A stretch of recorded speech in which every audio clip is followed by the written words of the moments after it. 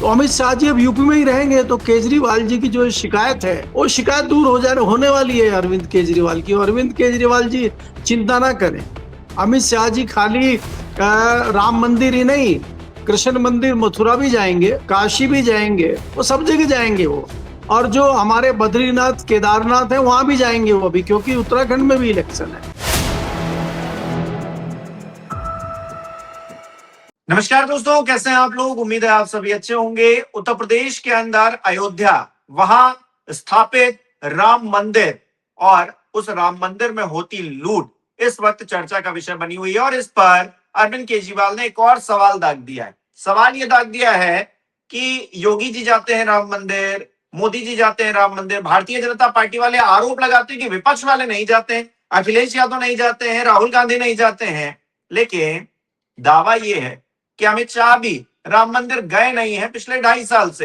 अब क्यों नहीं गए हैं और इससे क्या फर्क पड़ जाएगा, अपने आप में सवाल खड़े हो रहे। और दूसरी तरफ बताया यह जा रहा है कि जो राम मंदिर के चोर हैं, जी हाँ, चोर शब्द का इस्तेमाल कर रहा हूं, डकैत शब्द का इस्तेमाल नृपेंद्र मिश्रा ने किया था।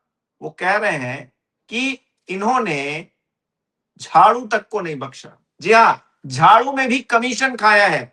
एक व्यक्ति ने खुलासा किया है जिसने राम मंदिर में काम भी किया, और उसने बताया है कि अनिल मिश्रा हो चाहे गोपाल राव, इन्होंने खुलकर गुंडई की है। जी हाँ, गुंडई की है राम मंदिर में रहकर। भगवान राम से इन्होंने ये सीखा है। भगवान राम प्रतीक हैं मर्यादा के, लेकिन इन्होंने सारी मर्यादाएं लांघते हुए डकैती डाली राम मंदिर में। इनके साथ क्या हश्र होना चाहिए, करेंगे बात। केपी मलिक जी बृहस्पतिकार हमारे साथ जुड़े हैं। सर, बहुत बहुत स्वागत है आपका। बहुत बहुत धन्यवाद हिमांशु जी, आपका भी और हमारे दर्शकों का भी बहुत बहुत धन्यवाद, आभार। सर, राम मंदिर को लेकर जिस तरह के खुलासे हो रहे हैं, आप प्रत्याशित नजर आ रहे हैं, आप विश्वसनीय नजर आ रहे हैं, क्योंकि कहा यह जा रहा है एक कर्मचारी था जिसने काम किया राम मंदिर में ही, कि अनिल मिश्रा और गोपाल राव ये एक तरह से गुंडई करते थे और कमीशन खाते थे। इन्होंने झाड़ू तक को नहीं बख्शा, झाड़ू में भी कमीशन खाई है। और अरविंद केजरीवाल जी, उन्होंने प्रेस कॉन्फ्रेंस करके ये दावा किया है, ये बताया है, हालांकि वो सच भी नजर आ रहा है, कि अमित शाह जी 2.5 साल से एक भी बार राम मंदिर नहीं गए। बाकी सब लोग आते जाते रहे हैं, योगी जी आ रहे हैं, मोदी जी आ रहे हैं, अमित शाह जी दूरी बनाए हुए हैं। इसके पीछे भी कोई कनेक्शन है क्या सर? नहीं, देखिए हिमांशु जी, दो चीजें हैं जो आपने सवाल पूछा है। अब अमित शाह अयोध्या नहीं गए हैं, ऐसे तो बहुत सारे भारतीय जनता पार्टी के नेता हैं अमित शाह के अलावा, और दूसरी पार्टियों के लोग भी हैं। जरूरी नहीं है कि हर व्यक्ति अयोध्या जाए। हो सकता है अमित शाह जी हमारी और आपकी सोच के हों, वो घर में ही पूजा पाठ करते हैं और उनको आवश्यकता ना महसूस हुई हो वहां अयोध्या जाने की, राम मंदिर जाने की। और वो राम मंदिर क्यों जाए, वो तो गए थे ना, वो तो बिहार में गए थे, वो तो बंगाल में गए थे, वहां तमाम मंदिर तमाम मठों में गए तो हैं वो। तो वो अब जाएंगे ना। अब 2027 का उत्तर प्रदेश का चुनाव है, तो अमित शाह जी अब यूपी में ही रहेंगे तो केजरीवाल जी की जो शिकायत है वो शिकायत दूर होने वाली है अरविंद केजरीवाल की। अरविंद केजरीवाल जी चिंता ना करें। अमित शाह जी खाली राम मंदिर ही नहीं, कृष्ण मंदिर मथुरा भी जाएंगे, काशी भी जाएंगे, वो सब जगह जाएंगे वो। और जो हमारे बद्रीनाथ केदारनाथ है वहां भी जाएंगे वो अभी, क्योंकि उत्तराखंड में भी इलेक्शन है। तो अरविंद केजरीवाल जी को अब चिंता करने की जरूरत नहीं है, क्योंकि यहां अभी तक जो है अमित शाह जी का काम नहीं था भाई, तो किस लिए जाते वो, इसलिए नहीं गए। एक बात तो ये हो गई।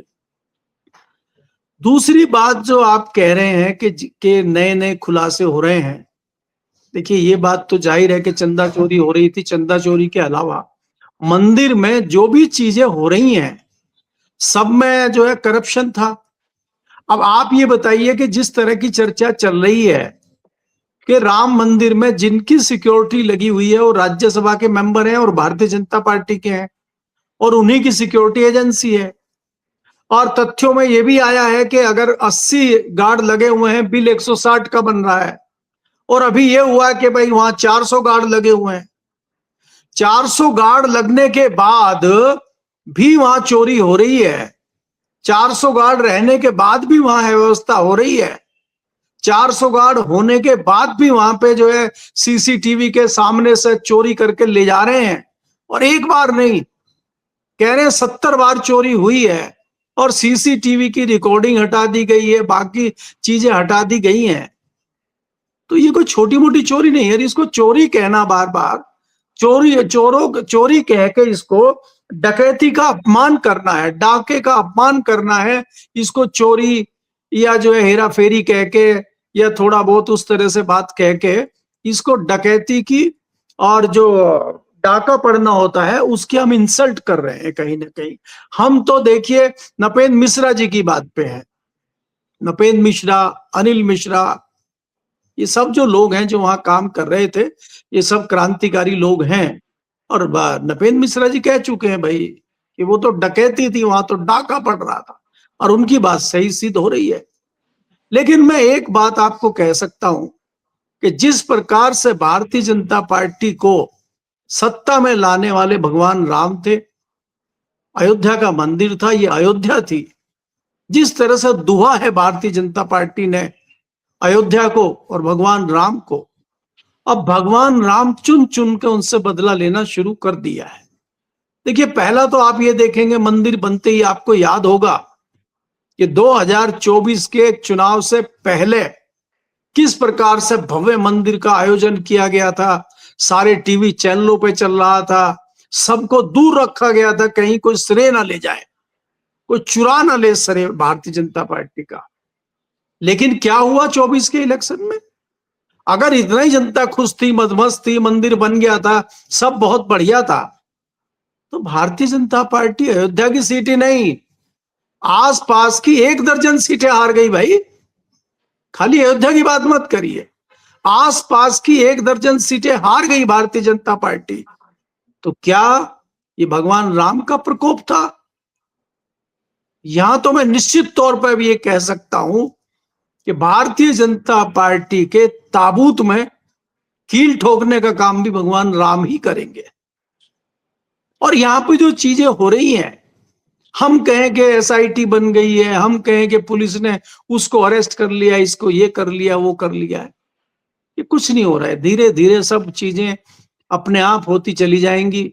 हर एक चीज की सीमा होती है, हर डकैती की, चोरी की सीमा होती है, हर घड़े का एक टाइम होता है भरने का। अब ये घड़ा भर चुका है, अब भगवान राम को भी लग गया है कि कोई रास्ता बचा नहीं है। उन्होंने बहुत मौके इनको दिए, सुधरने के मौके भी दिए। अरे भाई, आपने वो मंदिर बनाया था या डकैती का अड्डा बनाया था आपने?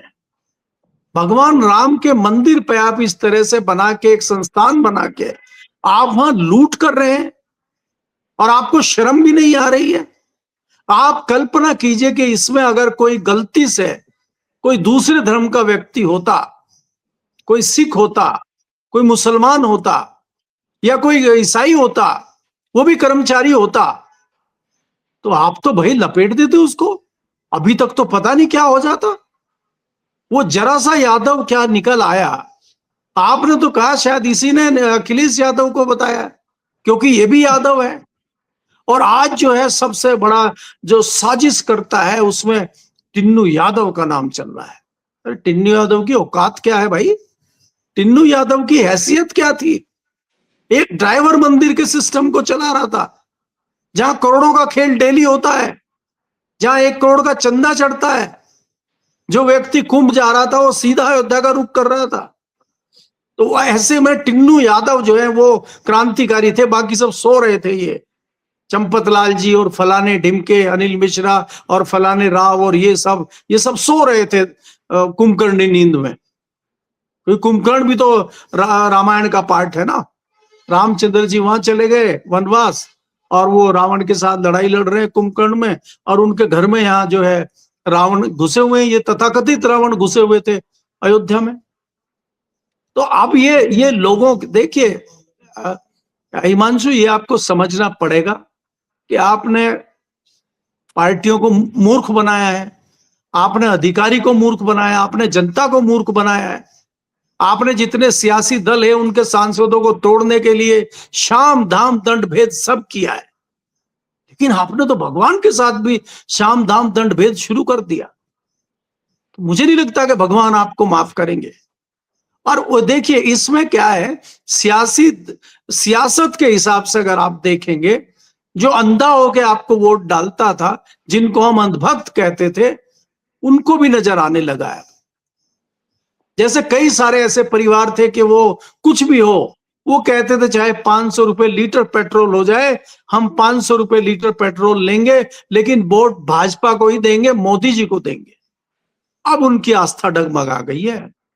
अब वो ये कह रहे हैं भाई साहब पेट्रोल वेट्रोल छोड़ो, अब तो हम इनको सबक सिखाएंगे। अगर एक परिवार में 4 लोग हैं, ये तो 3 का स्टेटमेंट है ये। अब ये कभी भी शायद कहीं गुंजाइश देख रहा है कि शायद कुछ होगा, शायद मोदी जी चीजों को सुधारेंगे, शायद मोदी जी कुछ जादू की छड़ी घुमाएंगे। लेकिन मोदी जी के मुंह में तो ऐसा लग रहा है जैसे दही जमी हुई है। मोदी जी तो राम मंदिर पर मुंह ही नहीं खोल रहे हैं। क्या मोदी जी कुछ और इंतजार कर रहे हैं क्या? क्योंकि अभी भाई देखिए अमरनाथ यात्रा भी शुरू होने वाली है, उधर भी इंतजाम देखना है इन लोगों को। यहां भी चल रहा है उत्तर प्रदेश में। अभी उत्तर प्रदेश में इलेक्शन भी है, तो मोदी जी इलेक्शन को तो नहीं छोड़ सकते, अमित शाह जी इलेक्शन को तो नहीं छोड़ सकते कि ये सोच कर चुप रह जाएं कि यहां कुछ होना नहीं है। चिंता तो अंदर ही अंदर जरूर होगी, और उसको सुधारने के लिए, उसको ठीक करने के लिए कुछ न कुछ अंदर ही अंदर जरूर चल रहा होगा। तो मोदी जी की, अमित शाह जी की, मोहन भागवत जी की ये जो चुप्पी है, ये कहीं आने वाले तूफान की शांति तो नहीं है, कोई बड़ा तो नहीं करने जा रही है। तो ये सब हमें देखना होगा, और उसके लिए टकटकी लगाए अयोध्या मंदिर और दिल्ली और लखनऊ पे दूरबीन सेट करनी होगी। खासकर हिमांशु जी अपनी दूरबीन लगाएं, बैठे रहे अयोध्या में और लखनऊ में। बाकी दिल्ली में कुछ होगा तो हम बता देंगे आपको। और नागपुर की व्यवस्था कौन बताएगा सर? नागपुर से भी जो खबरें निकलकर सामने आ रही हैं कि संघ को रिपोर्ट जाएगी। मतलब एक एसआईटी जांच कर रही है, एक जांच कर रहा है संघ। संघ के लोग जो है पहुंच चुके हैं और अयोध्या में जांच पड़ताल कर रहे हैं। एक रिपोर्ट बनाकर मोहन भागवत जी को देंगे, फिर मोहन भागवत जी क्या करेंगे? मतलब ये खबरें प्लांट करने के लिए खाली कि 4 लोग हमने संघ के भेज दिए और हम जांच पड़ताल करवा रहे हैं, दिखावा कर रहे हैं, नौटंकी कर रहे हैं, नाटक कर रहे हैं। एक बयान दिया नहीं गया और आप जो है वहां अपना डेलीगेशन भेजकर जो है जांच पड़ताल करवा रहे हैं। एसआईटी जांच कर रही थी, एक एफआईआर नहीं करवा पाई।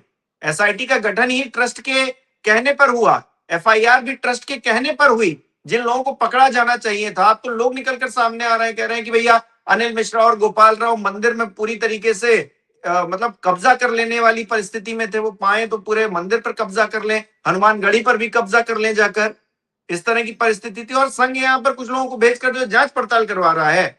मतलब मजाक चल रहा है क्या? नहीं देखिए हिमांशु, अगर आप देखें जो एक इंटरव्यू आया था, वो महिपाल नामक व्यक्ति थे और वो मंदिर में काम करते थे, शायद अकाउंट देखते थे, और उन्होंने बहुत अच्छा निर्णय लिया भाई। जब उन्होंने देखा कि भगवान राम के घर में इस प्रकार से चोरी हो रही है, उन्होंने तत्काल सूचित किया। जो भी अधिकारी वहां थे, जिनको उनको लगा भाई इनको सूचित करना चाहिए, उन्होंने सूचित किया। और जब उनको लगा कि भाई मामला नहीं है, कुछ नहीं हो रहा है, तो उन्हीं के ऊपर एक्शन हो गया और वो चुपचाप अपने घर चले गए। किसको जाए? उनको भी पता है कि आप कहीं भी बोलेंगे, मीडिया में बोलेंगे, किसी ऊपर बोलेंगे, तो पता चला आप ही निपट गए, तो वो शांति से अपने घर बैठ गए। जब अभी सिलसिला शुरू हुआ तो उनको एक मौका मिला और उन्होंने वो एक निजी चैनल पे पर्दे खोल दी सारी चीजें की। और आज भी मुझे लगता है कि सबसे बढ़िया वक्तव्य, सबसे बढ़िया अगर जानकारी दी है तो महिपाल जी ने दी है। महिपाल जी साधुवाद के जो है उम्मीदवार हैं, उनको साधुवाद हमें देना चाहिए, और भगवान भी उनके ऊपर आशीर्वाद और कृपा बनाए रखें जिस तरह की उन्होंने भूमिका निभाई है। तो आज अगर आप देखें, क्या वो तो संघ के ही लोग थे, और संघ के लोग अगर सोच रहे हैं कि हम ये लीपा पोती करके चंपक राज जी को बचा लेंगे, तो चंपत राय तो बचते नहीं है, ना अनिल मिश्रा बचेंगे और ना दूसरे जो राव साहब है ये बचेंगे। ये जो गैंग है इसलिए नहीं बचेगा कि आप इसको कानून से बचा सकते हैं, आप इसको भगवान के प्रकोप से नहीं बचा सकते। और अगर ऐसा नहीं हुआ और इनका कुछ नहीं बिगड़ा, भगवान का कोई प्रकोप नहीं हुआ, तो लोगों की आस्था आहत होगी और लोगों का विश्वास फिर भगवान के ऊपर से उठेगा, जो लोग विश्वास, अंधविश्वास भगवान के ऊपर करते हैं। अगर आप भगवान राम के साथ इस तरह से करके और आप बच निकलते हैं, तो ये किसी और की हार नहीं है, ये भगवान राम की हार है। और क्या भगवान राम की हार जो उनकी आस्था रखते हैं वो इस चीज को मानेंगे? तो अब इनका अंतिम समय है और दंड भगवान ही देंगे। ना हमें इस सरकार से उम्मीद है, ना हमें इस पुलिस से उम्मीद है। अब इतनी सारी चीजें खुल चुकी हैं कि उस पर क्या कहिएगा।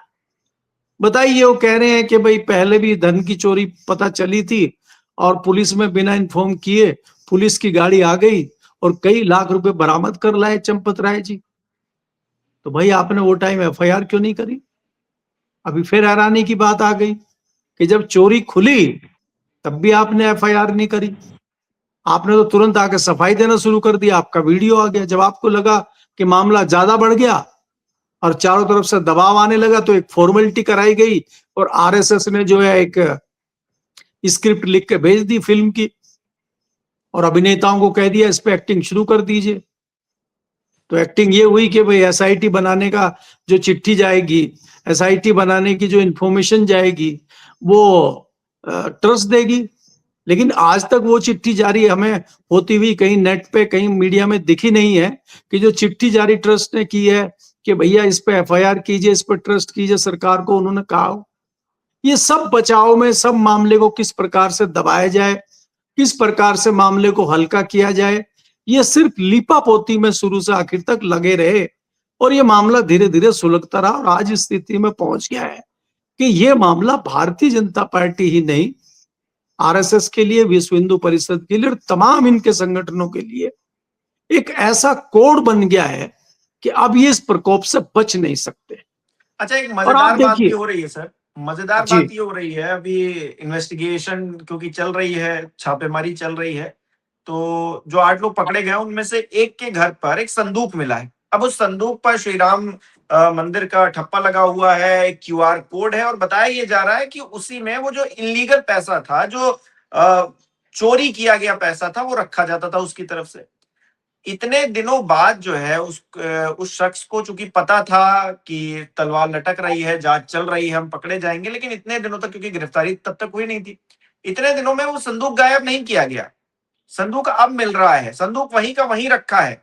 ये प्लांटेड नहीं लगता है कुछ मामला? ये क्या निष्पक्ष जांच हो भी पा रही है? जिन 8 लोग जो पकड़े गए हैं उनकी भी क्या निष्पक्ष जांच हो पा रही है?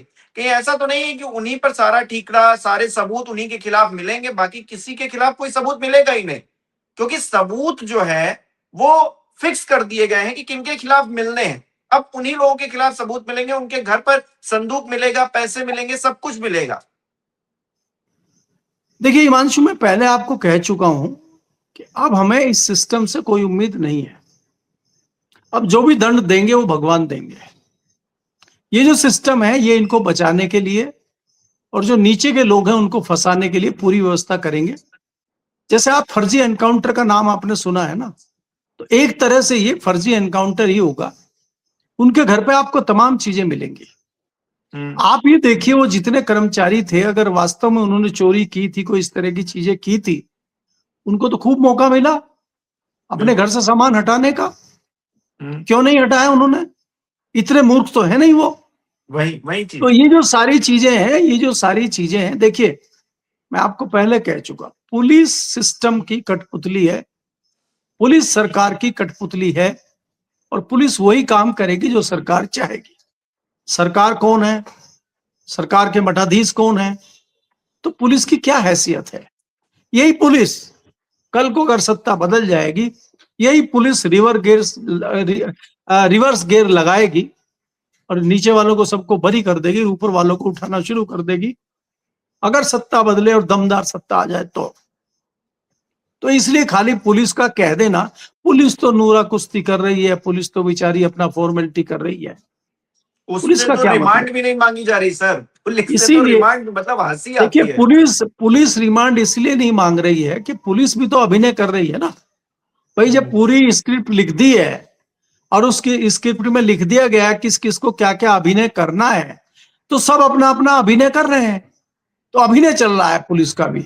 वो पता लग जाता है कि देखिए आपको जिप्सी लेके यहाँ जाना है, फलाने के घर जाना है, यहाँ पे मीडिया रखना है, यहाँ पे मीडिया नहीं रखना है, यहाँ पे मीडिया को इन्फॉर्म करना है, यहाँ पे नहीं करना है, ये चीज मीडिया में लीक करनी है, ये नहीं करनी है, मीडिया को भ्रमित करना है, थोड़ा सा इस मामले पर नहीं करना है, यहाँ चुपचाप कर देना है खेला। तो ये सारी स्क्रिप्ट लिखी जा चुकी है और उसी के तहत ये सारी चीजें चल रही है। होना कुछ नहीं है, ये हम डे वन से आपको कह रहे हैं। इसमें 2-4 नीचे के लोग फंसेंगे और ये टिन्नू यादव तो इसलिए भी ज्यादा फंस रहे हैं कि इनका सरनेम यादव है, तो इसलिए इनके ऊपर ये मुख्य साजिशकर्ता के तौर पे टिन्नू यादव आएंगे। और टिन्नू यादव की क्या हैसियत है, टिन्नू यादव किस हैसियत से वहां काम कर रहे थे, किस कैपेसिटी में काम कर रहे थे, वो आप भी जान रहे हैं, मैं भी जान रहा हूं, क्योंकि वो तो नाम मात्र के थे वहां। चंपत राय जी तो असली तो सारी जिम्मेदारी संभालने वाले टिन्नू यादव ही थे भाई। प्रधानमंत्री मोदी जी ने तो टिन्नू यादव को ही चार्ज दिया था। चंपक लाल जी को तो उनकी थोड़ा देख रेख के लिए, थोड़ा चाय वाय पिलाने के लिए शायद रख दिया था चंपत राय को, तो बाकी टिन्नू यादव वहां मठाधीश थे, वही सिंहासन पे बैठते थे, वही हिसाब किताब करते थे। जिसकी एक ड्राइवर की हैसियत हो, जिसकी एक चाय पिलाने की हैसियत हो, आज वो साजिश करता है, मुख्य साजिश करता है। और जो बता रहे हैं कि 40% लेते थे, सारे सिस्टम को चलाते थे, जब चाहते थे सीसीटीवी को बंद कर देते थे, जब चाहते थे संदूक को इधर से उधर कर देते थे, उनका कहीं कोई नाम निशान नहीं। वो तो बेचारे हैं ना। तो इसीलिए मैं कहता हूं कि ये उसी तरह से होगा कि जिस प्रकार से पुलिस किसी निर्दोष व्यक्ति का एनकाउंटर कर देती है और कागज में फाइल में लिख देती है, उसी तरह से टिन्नू यादव हो चाहे दूसरे सहयोगी हो, वो जेल जाएंगे, उनके घर से कुछ पैसा बरामद हो जाए, कुछ हो जाएगा, मामले का पटापेक्ष हो जाएगा और बहुत जल्दी नई घटना देखेंगे आप, और फिर उसी पे हम और आप चर्चा करेंगे और ये मामला पुराना हो जाएगा। अभी कोई बड़ा मामला आया नहीं है, इसलिए रोज डिबेट हो रही है राम मंदिर पे। एक बहुत जल्दी ऐसा मामला आएगा कि सब लोग उस तरफ शिफ्ट कर जाएंगे और राम मंदिर कल का मामला हो जाएगा। एसआईटी जांच कर रही है, जांच चल रही है, मामला कोर्ट 15 में दिन है। और बढ़ गए सर। खबर यह है कि 15 दिन और बढ़ा दिए। पहले योगी जी कह रहे थे 500 साल इंतजार किया है, 15 दिन नहीं कर सकते, 15 दिन में दूध का दूध और पानी का पानी हो जाएगा। अब 16वें दिन ये पता चला है कि 15 दिन के लिए जांच और बढ़ा दी गई है एसआईटी की। अब देखिए अगली क्या बार आप होता है 15 दिन 30 के दिन में। अगली बार 15 दिन के बाद हिमांशु आप सुनेंगे कि जांच को 1 महीना और बढ़ा दिया गया है। इसमें चिंता मत करिए आप, यही होगा, क्योंकि इसमें से निकलना कुछ नहीं है। क्योंकि ये देखिए भारतीय जनता पार्टी के लिए ये बहुत बड़ा मैटर हो गया और उनको संभाले नहीं संभल रहा है। तो इसलिए उसको ठंडा करने का सिर्फ यही तरीका है कि जांच को बढ़ा दिया जाए और इस बीच कोई घटना हो जाए तो मामला डाइवर्ट हो सकता है, अन्यथा और कोई मामला अभी सामने दिखाई नहीं देता, क्योंकि ये भारतीय जनता पार्टी के ताबूत में कील ठोकने वाला मामला है और इससे भाजपा को बहुत बड़ा नुकसान होगा। उत्तर प्रदेश का चुनाव सिर के ऊपर है और इस तरह से उत्तर प्रदेश में होना यानी कि बहुत बड़ा ब्लंडर हो गया है जो भाजपा से नहीं संभल रहा है। अब यहाँ हम चैनल पे कह रहे हैं कि मोदी जी कुछ नहीं बोल रहे हैं, अमित शाह जी कुछ नहीं बोल रहे हैं। अरे भाई उनके बोलने का उनके पास नहीं है कुछ, क्या बोले हैं? अगर वो कुछ भी बोल देंगे तो 10 सवाल तत्काल खड़े हो जाएंगे, तो इसलिए वो उन सवालों से बचने के लिए चुप बैठे हैं। जी, silence is the best answer, वैसे वाला मामला है। बिल्कुल चुप हो गए, चुप्पी साध ली है, मुंह पे ताला लगा लिया। बहुत बहुत शुक्रिया सर हमारे साथ जुड़ने के लिए, तमाम बातचीत के लिए। हमारे दर्शक किस तरह से देख रहे हैं इस विषय को कमेंट करके जरूर बताएं। इस वीडियो को लाइक करना, शेयर करना मत भूलिएगा। हमारे चैनल को सब्सक्राइब नहीं किया तो वो भी जरूर कीजिएगा। आप हमें सहयोग भी कर सकते हैं ज्वाइन बटन पर क्लिक करके। बहुत बहुत धन्यवाद आप सभी का।